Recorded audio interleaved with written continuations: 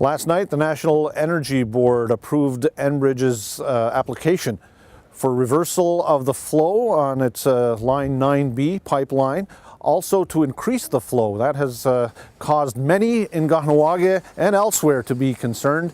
And as a matter of fact, Chief and Council will spend the next little while looking at the reports and recommendations coming from its Environment Office, Legal Office, and other people who are involved in just being concerned about a major, major job.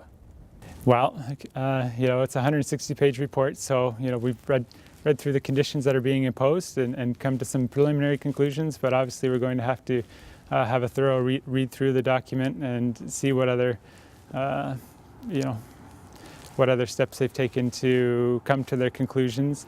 And then also we're going to be continuing to pressure Enbridge to implement our recommendations. Enbridge has given us assurances that they will look over all our recommendations and consider them. So we've been meeting with them, and we're going to continue to meet with them to pressure them to take additional steps beyond what the NEB has required. I guess we could say that we're disappointed, but not necessarily surprised. Everybody was kind of expecting that approval would be granted. NEB has a history of approving most of the projects that come before it, so that part isn't surprising. We're somewhat pleased that they incorporated a couple of our recommendations, or at least portions of them. But overall, I would say that there's a large number of concerns that we still have with the project. We wanted the NEB to be very prescriptive in their conditions, so that they would be telling Enbridge what to do. Rather, what they're saying is, we'd like to see this kind of reporting, and then we're leaving it up to Enbridge to decide how that's going to get done.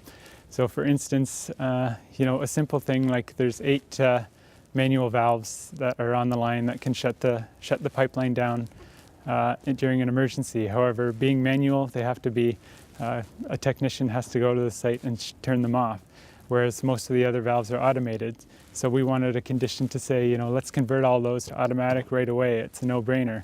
However, in the NEB conditions, it only states that they should look at the manual valves and justify why they should be there rather than automated valves. So, we just wish conditions like that would have been a little stronger. Biggest worry certainly is still that there will be a spill on the pipeline, and that could affect traditional lands as well as potentially the reserve itself through fouling in the water supply or something like that. So, while they're taking steps to improve the safety of the line, we still don't feel like enough steps have been taken to allow us to say that we're comfortable with the project.